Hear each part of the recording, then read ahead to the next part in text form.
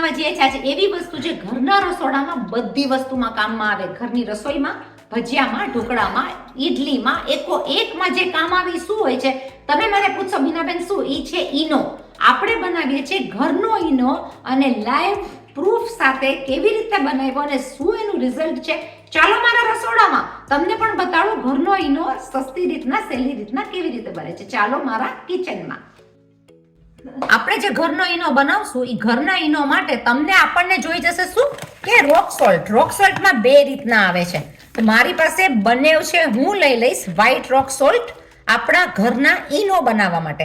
આ ઘરનો ઈનો એકદમ જ સરસ રીતના બનશે. એની અંદર એટલા બધા ફીણ વળશે કે તમને થશે કે આ ઘરનો ઈનો બનાવીને રાખી દેવો. મને જોશે સોલ્ટ, રોક સોલ્ટ ગ્રાઇન્ડ કરેલું. મેં કરી નાખ્યું છે ગ્રાઇન્ડ વ્હાઈટ રોક સોલ્ટ, જેને આપણે કહીએ છીએ સિંધાનો નિમક. સિંધાનો નિમક 2 કલરમાં આવે છે. જે ઈનો તૈયાર મળે છે એ ઓસ્ટ્રેલિયામાં ઘણીવાર મળવો મુશ્કેલ થાય છે. આ ઇન્ડિયાથી લીધેલો ઇન્ડિયાની અંદર ભારત દેશમાં તરત જ મળી જતો હોય, પણ ઓસ્ટ્રેલિયામાં ઘણીવાર ગ્રોસરીઝમાં ગોતવો પડે કે ઈનો કયો મળે. તો આપણે શા માટે એવી ભાગાભાગી કરીએ? આપણે ઈનો બનાવી નાખીએ ઘરની અંદર અને કરીને જોશું કોઈ પણ એક વસ્તુ તળેલી કે સ્ટીમ કરેલી કે ઈનો આપણો કેવો કામ કરે છે. એનો ડિફરન્સ તમને લાઈવ જોવા મળશે. તો ઘરનો ઈનો બનાવીએ બહારના ઈનોથી પણ બેટર. ચાલો આપણે પરફેક્ટ માપથી કરીએ ઘરનો ઈનો. મેં લઈ લીધું છે 1 ટીસ્પૂન સિંધાનો નિમક.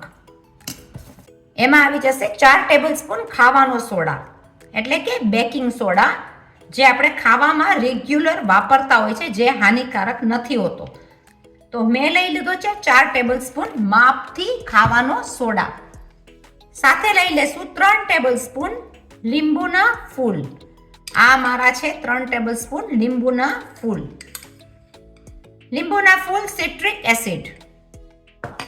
આ બધી વસ્તુને હું કરી નાખીશ ગાંઠા તોડીને મિક્સ. આપણે એને રાખી નથી મૂકવાનું, આપણે એને ફટાફટ મિક્સ કરીને એક એર ટાઈટ બોટલમાં ભરી દેવાનું છે. છે ને એકદમ પરફેક્ટ અને સિમ્પલ માપ. તો ઈનો ગોતવા જવાની પણ જરૂર નથી અને એકદમ સરસ રીતના આપણો આ ઈનો તૈયાર થઈ ગયો છે. એના ગાંઠા તોડીને આપણે ભરી લઈશું બોટલમાં. એરટાઇટ બોટલમાં ભર્યા બાદ 100 ગ્રામ જેટલો ઈનો આપણો બની ગયો છે. એરટાઇટ બોટલમાં આપણે ભરીને એની ઉપર લગાડી દેશું લેબલ. આ રીતના નામ લખીને આપણે લખી દેશું ઈનોનું લેબલ, જેથી કરીને ઘરના કોઈ પણ વ્યક્તિને મળી પણ જાય અને ઈનો એકદમ સહેલી રીતના આપણે ઘરે બનાવી લીધો છે. હવે જોશું કે એનો પાવર અને રેડીમેડ ઈનો મળે છે એનો પાવર કેટલો છે. આનો પાવર ઓછો ના થઈ જાય એની માટે એરટાઇટ બોટલમાં ભરીને રાખી દેવાનો અને વધારે વાર એને ખુલ્લો નહીં રાખવાનો, જેથી કરીને એનો પાવર એકદમ પરફેક્ટ રહે. આપણે જોઈ લઈશું કે આ બે વસ્તુનો પાવર કેવી રીતના છે. તો સાચ ને આંચ શું છે? આપણે લઈ લીધું છે 1 ટીસ્પૂન જેટલો ઈનો રેડીમેડ વન. એની સાથે હું લઈ લઈશ થોડો એવો પાણીનો ગ્લાસ છે. તો એની અંદર થોડું એક્ટિવેટ થવા માંડ્યું છે, પણ આપણે લઈ લેશું બેયમાં એક સરખું પાણી. અને તમે જોઈ શકો છો ઘરનો ઈનો અને બહારના ઈનાનો ફરક કેટલો છે. બેસી ગયો છે, હજી પણ ચાલુ છે. આ ડિફરન્સ જોઈને ખ્યાલ આવી જાય કે એના પરપોટા હજી પણ નીકળ્યા રાખે છે નાયખા પછી. બેકિંગ પાવડર કે ખાવાનો સોડા અહીંયા ઓસ્ટ્રેલિયામાં એટલો બધો ફ્રેશ નથી મળતો હોતો, પણ તમને ભારત દેશમાં તો બહુ તાજો મળી જાય. તો એ પ્રમાણેનો ડિફરન્સ ખરો, પણ તમે જોઈ શકો કે આનો પાવર હજી પણ છે, આ પાવર વગર બેસી ગયો છે. તો ઘરનો બનાવેલો ઈનો હજી પણ એના બબલ્સ નીકળે છે અને આનો પાવર સાવ બેસી ગયો છે. તો ઈનો બહુ સરસ રીતના બને છે. પરફેક્ટ માપ સાથે આપણે બનાવીએ ભજીયા અને જોઈએ કે ઈનો કેવો લાગે છે. ચલો આપણે એક સાદા એવા ભજીયા ઉતારીને જોઈ શકીએ કે આપણો આ ઈનો કેટલો કામ કરે છે ભજીયાની અંદર. મેં લઈ લીધી છે થોડીક એવી પાલકની ભાજી, સાથે લઈ લીધા છે થોડા એવા મરચા. ભજીયામાં તો ભાઈ ઘણી બધી વસ્તુ થાય છે. આપણી પહેલાની રેસીપીમાં પણ બહુ બધી વસ્તુ આપણે નાખીને બનાવ્યા છે, પણ અત્યારના આપણે જોવા છે શું ચણાના લોટના ભજીયા આ કેટલા ફૂલે છે. તો હું એના પ્રૂફ માટે આપણે લઈ લેશું ભજીયા બનાવીને. તો મેં લઈ લીધા છે 2 ટેબલસ્પૂન થી 3 ટેબલસ્પૂન જેટલો ચણાનો લોટ. હવે ચણાનો લોટ કેટલો ફૂલીને બતાડે છે એના ઉપરથી આપણને ખબર પડી આવે કે આપણો આ ઈનો એકદમ પરફેક્ટ છે. સાથે હું લઈ લઈશ રોક સોલ્ટનું આપણું ગ્રાઇન્ડ કરેલું થોડુંક એવું નિમક. નિમક તો ભાઈ આપણે નાખ્યું છે આપણા સોડામાં પણ, એટલે સોડા પડશે એટલે આપણે થોડું એવું નિમક નાખ્યું છે. એને આપણે બધું મિક્સ કરી નાખશું ભાઈ. ભજીયાની અંદર તો ગળાશ, તીખાશ, મરચા, બીજી ઘણી બધી વસ્તુ પડે, મરી પાવડર છે, બધો મસાલો. આપણે આગળ પણ 2-3 રેસીપી ભજીયાની બહુ સરસ પડી છે, જે પાલકની છે, મેથીના છે, મારુના ભજીયા છે, કેન્યાના. પણ આપણે તો આની અંદર પ્રૂફ જોવું છે ઈનોનું, એટલે મેં લઈ લીધું છે ખાલી ટેસ્ટિંગ માટેના ઉપર છેલ્લા ભજીયા. આપણે કરી નાખશું બધું મિક્સ. ભજીયાનું પેસ્ટ તો ભાઈ આપણું બહુ સરસ મજાનું થયું છે. ચણાનો લોટ થોડો એવો નાખવો હોય તો આપણે નાખી શકીએ, તો 1 ટેબલસ્પૂન જેટલો ચણાનો લોટ આપણે કરી નાખશું એડ. હું લઈ લઈશ વધેલામાંથી 1 ટેબલસ્પૂન ચણાનો લોટ, થોડો એવો બીજો, અને કરી નાખશું એકદમ સરસ રીતના મિક્સ. મિક્સિંગ કરતા પાલકની ભાજી હવે થઈ ગઈ છે સોફ્ટ. તેલ લેશું આપણા ઈનોની ઉપર, તો મેં લઈ લીધી છે 1/2 ટીસ્પૂનથી પણ થોડોક એવો ઈનો. ઈનો સાથે આપણે નાખી દઈશું એના પર એક્ટિવેટ કરવા માટે ગરમ મૂકેલું તેલ.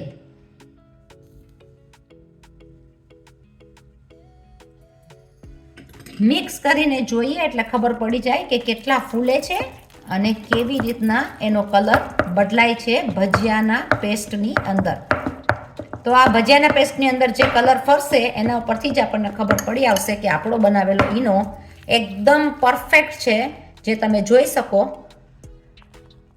ઓસ્ટ્રેલિયાના સોડા બાયકારમાં થોડોક ફરક પડી જશે. અહીંયા આગળ જે આવે છે એ સોડા બાયકાર એકદમ પાવરવાળો નથી આવતો, તેમ છતાં પણ તમે જોઈ શકો કે અમને જે વાપરવા મળે છે એ અમને વાપરવાનું છે. તો આપણો આ ફૂલીને થઈ ગયો છે એકદમ સરસ મજાનો વ્હાઈટ અને ડબલ.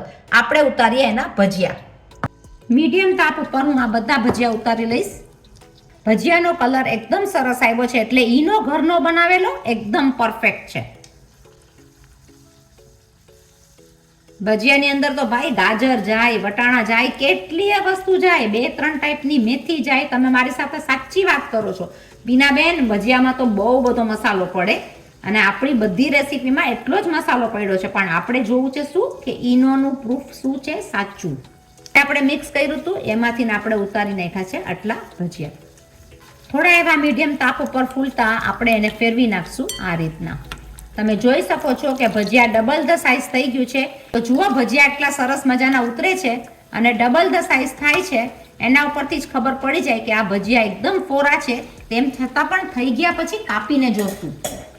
અને કોન્સ્ટિપેશન હોય કે પેટની તકલીફ હોય તો બાળકોને પણ તમે ઘરનો ઈનો આપી શકો, જે એકદમ ખબર છે કે ખાવાની વસ્તુ બને એની સાથેનો જ છે. આપણને ખબર છે કે આપણે શું બનાવ્યું છે. ભજીયા આપણા બહુ સરસ ઉતર્યા માંડ્યા છે. જેને ભજીયા એકદમ સરસ મજાના બન્યા છે, ધોળા અને ડબલ ધ સાઇઝ. ભજીયાને ખોલીને જોશું આ રીતના, અને તમે જોઈ શકો ઘરનો ઈનો બનાવેલો એકદમ સરસ મજાના પોચા રૂ જેવા ભજીયા થયા છે. જરૂર બનાવવાનો રહ્યો, ઘરે જરૂર બનાવજો. ઘરનો ઈનો ઘરની વસ્તુથી ચોખ્ખી રીતના કેવી રીતના થાય તમે જોઈ શકો. ભજીયા એકદમ જ સરસ પોચા રૂ જેવા બને છે.